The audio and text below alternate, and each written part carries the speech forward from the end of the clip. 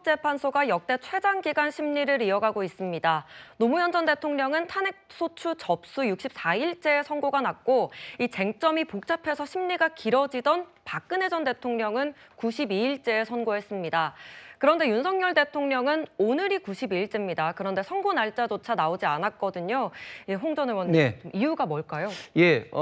그만큼 지금 헌법재판소 내에서 여러 가지 이슈를 두고 이제 정리하는데 굉장히 좀 많은 어떤 그 논쟁이 있다는 저는 뜻이라고 봅니다. 왜냐하면 법원도 그렇고 헌법재판소도 그렇고 기본적으로 이런 어떤 팩트 정리를 하고 그다음에 그 팩트에 어떤 법률을 적용할 것인지에 대해서 합니다. 그런데 헌법재판소는 여기서 더해서 또 헌법재판관들의 각각의 가진 생각을 평일하는 어떤 회의를 통해서 이제 조율을 하는데 지금 단계에서 지금 들리는 것은 지금 팩트 정리조차도 좀 이게 팽팽하다 그렇다는 거죠. 예를 들면 절차상으로 지금 이제 국회가 민주당의 어떤 독주에서 일사부재의 원칙을 깨면서 특히 또 헌법과 그 법률상의 가장 그때 당시에 핵심적이었던 내란죄 가는 걸 빼면서 이렇게 한 것이 과연 이런 어떤 소추의 어떤 동일성에서 맞느냐 이런 어떤 정리부터 해서 가장 쟁점 사항이었던 국회 봉쇄 그리고 정치인을 끌어내고 체포, 구금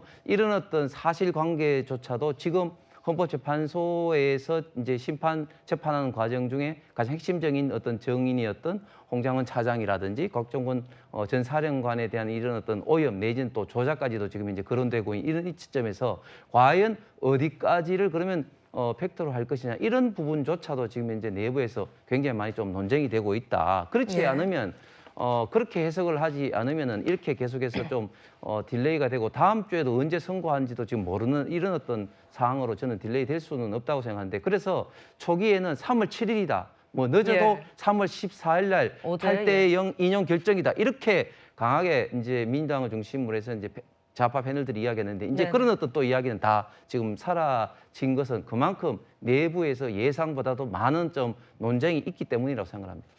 뭐 진술 오염 조작 이런 부분은 개인적인 의견이고요.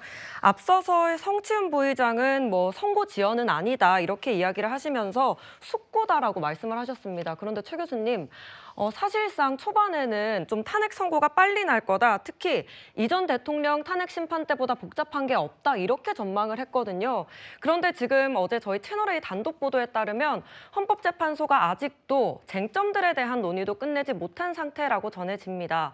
지금 개헌 포고령이 위헌했는지 국회 의결, 해제 의결을 방해했는지 등 크게 5가지 쟁점이 있는데 이걸 합의를 이룬 다음에 그다음에 선고 기일을 논하거든요. 그런데 이 첫 단계도 이르지 못했다고 합니다. 왜 이렇게 길어진다 보십니까? 저는 이 보도가 사실인지 의문을 갖고 있고요. 헌재에서 일단 어떤 상황에서 쟁점에 대해 그러니까 그 헌재에 관련된 여러 상황에 대해서 전혀 얘기하지 않고 발표를 하지 않고 어떤 방식으로 취재를 했는지 잘 모르겠어요. 저는 잘 모르겠습니다. 지금 이제 보도가 나왔지만 이 보도가 어떤 루트를 통해서 어떤 취재원을 통해서 밝혀 있는지 모르겠지만 쟁점은 이미 정리됐고요. 헌재에서 그 5가지 쟁점을 가지고 계속 심리를 한 거예요. 변론을 했고요. 근데 쟁점도 정리가 안 됐다고 얘기하면 저는 맞지 않다고 보고요. 그런 점에서 본다고 하면 이런 보도가 나왔다든지 뭐 저는 모르겠습니다. 이 보도가 진실이 아닌지 저는 뭐 개인적으로 진실이라고 생각하지 않지만 보도는 나왔으니까 그걸로 그 자체로 그냥 보도가 나온 걸로 저는 인정을 하고요. 다만 보도를 취재하는 과정에 있어서 어떤 루트, 아까도 말씀드린 어떤 취재원을 통해서 보도를 했는지 모르겠지만 쟁점이 정리가 안 됐단 말은 저는 전혀 동의할 수 없고요. 변론하는 과정에 있어서 쟁점이 만약 정리가 안 됐으면 그것도 정리를 하고 변론을 해야죠. 쟁점도 정리가 안 되는데 어떻게 변론을 합니까? 그럼 헌재 재판관들이 뭘 따지겠다는 겁니까? 시작하기 전부터 쟁점부터 정리하고 시작을 하는 거예요. 그럼 아예 처음부터 쟁점 합의가 안 됐는데 어떻게 그걸 다 정리해서 변론을 하고 이렇게 할 수 있겠습니까? 그건 아니라고 생각하고요.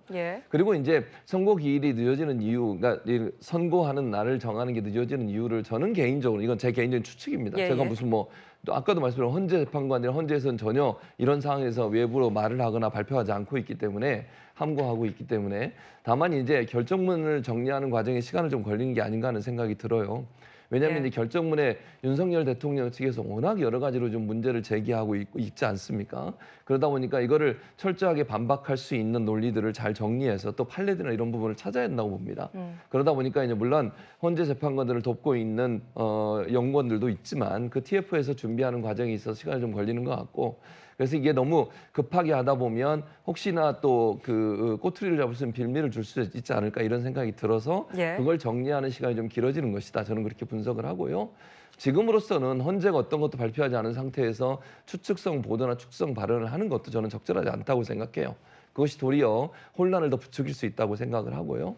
그런 점에서 본다고 하면 헌재는 어느 정도 쟁점에 대한 정리라든지 아니면 판결의 내용들을 결정했을 거라고 저는 개인적으로 추측을 하고, 그걸 과정에서 마지막 결정물 정리 과정에서 좀 시간이 걸리는 게 아닌가 그렇게 저는 추측을 합니다.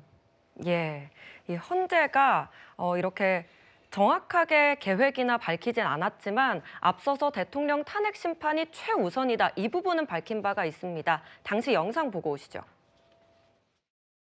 대통령 탄핵 사건이 다른 어떤 사건보다도 더 중요하죠. 당연히. 무조건 앞에 있는 사건부터 처리해 나가는 것이 아니라 가장 시급하고 빨리 해야 되는 사건부터 하는 거라서 우리 재판관 회의에서 먼저 이걸 하자라고 했던 것이고요. 헌법 질서를 유지하고자 하는 것이 제일 큰 목표입니다. 네, 다음 주 화요일에 박성재 법무부 장관 탄핵 심판 변론이 예정돼 있죠. 그래서 18일은 가능성이 낮아 보입니다. 앞선 두 차례 대통령 탄핵 심판 모두 금요일에 선고를 했거든요. 그렇다 보니까 이번에도 금요일일 것이다. 그러면 21일이 아니냐 이런 예측이 나오는데요. 좀 어떻게 보십니까? 아마 가장 유력할 겁니다. 다음 주가 아니면 그 다음 주는 넘어가는데 네네. 그렇게 되면 사회적 갈등이 너무나 심해질 수밖에 없어요. 헌법재판소나 대법원이 해야 될 일은 사회적인 어떤 충돌이 있고 갈등이 있을 때 그것을 빨리 마침점을 찍어줘야 되거든요. 그런데 노무현 대통령이나 박근혜 전 대통령의 관례를 지금 깨고 있잖아요. 우리는 이 지난 그러니까 어저께 그러니까 14일 날 되리라고 생각을 하고 이 일상을 계속 영위했습니다. 근데 어저께가 깨졌습니다. 그렇다면 더 늦어질수록 이 길거리에 나오시는 분들은 더 많아질 거예요. 그럼 계속 그 사회적 갈등이 계속 일어나지 않겠습니까? 네. 그리고 왜 21일이냐? 28일 날 박성재 법무부 장관의 지금 변론 기일이 잡혀 있으므로 그날 동시에 선고를 할 수는 없습니다. 왜냐하면 화요일 날 하려면 아마 어저께쯤 선고 기일이 화요일이다라고 발표를 했었어야 됐고요. 그러면 화요일 날은 아마 못하지요. 그러면 만약에 다음 주 내로 한다라는 가정이 있다고 한다면 화요일이나 수요일쯤 2, 3일 후에 한다라고 역으로 계산을 했을 때 금요일이 가장 적합한 어떤 날짜가 아니냐 이렇게 해서 조심스럽게 이렇게 생각을 해보는 것이고요. 좀 전에 어떤 변론과 관련된 얘기를 잠깐 하면 채널 그 기사가 왜 중요하냐면 그 이전까지는 전 헌법재판관으로부터의 인용이라든지 혹은 대법관으로부터의 인용 이렇게 인용 기사가 이어졌는데 채널의 기사는 보시면 알겠지만 취재 기사입니다. 취재는 헌법재판소에 대한 취재였고요. 또 우리가 근거로 삼을 수 있는 건 헌법재판소 공보관이 계속 평의를 거듭하고 있다라고 마지막까지 얘기합니다. 우리 평의를 거듭한다는 건 무슨 얘기냐면 각각의 어떤 쟁점과 관련해서 각 이 재판관들이 어떻게 바라볼 거냐에 대한 이야기거든요. 어떻게 이 쟁점들을 그것을 계속 의견을 교환하고 있다. 이게 평의입니다. 결정문은 평결 단계에서 그 다음에 결정문을 한 사흘 정도 쓰고요. 그렇다면 헌법재판소에서 계속 공보관이 아직도 평의를 거듭하고 있다라는 것에부터 취재가 만약에 시작이 됐다고 한다면 쟁점들을 지금 각각의 의견들을 계속 취합하고 있구나라고 판단할 수 있는 여지는 충분하다. 그러므로 이것이 뭐 잘못됐다라고 단언할 수는 없다라고 생각을 합니다. 네, 그 이 대표 오는 26일에 선거법 항소심 선고가 예정이 돼 있습니다. 국민의힘 윤상현 의원이 이와 관련해서 오늘 입장을 하나 냈는데요. 윤석열 대통령 탄핵 심판 선고 날짜가 이제 지연되고 있다 보니까 이재명 대표가 매우 불안하게 생각하고 있을 거다. 최근까지 포커페이스를 잘 유지했는데 흔들리는 모습을 보여주고 있다. 이런 입장을 낸 겁니다. 홍 전 의원님. 네. 어떻게 받아들이셨어요?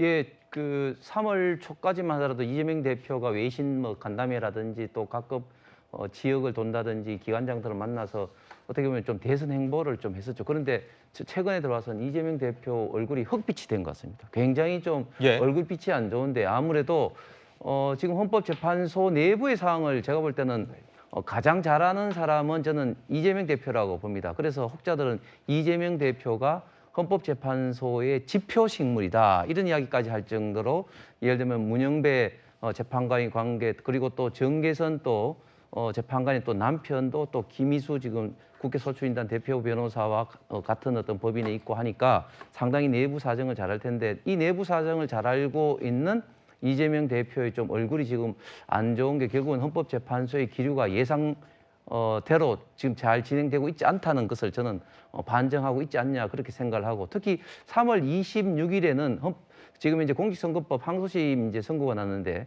지금 현재 1심에서 징역형 받은 이 공직선거법의 결과가 항소심에서 이재명 대표의 제가 볼 땐 유리하게 진행될 것 같지는 않아요. 왜냐하면 그때 그 항소심에서 나온 정인이 몇 명 되지도 않은데 나온 정인들이 대부분 다 이재명 대표의 불리한 정은 예를 들면 식품연구원이라든지 성남시에 나왔던 정인들이 당시에 백현동 용도 변경이 국토부의 협박, 압박 때문이 아니었다. 뭐 이런 어떤 증언들이 했는데 이런 걸로 봐서는 굉장히 지금 항소심에서도 이재명 대표에 대한 어떤 당선 무효형이 선고될 가능성이 많고 그런 어떤 것들이 지금 겹쳐져서 이재명 대표의 얼굴이 좀 안 좋은 게 아닌가 추측이 됩니다. 아니 색깔을 보시면 흑빛이 아니고 정상빛이에요.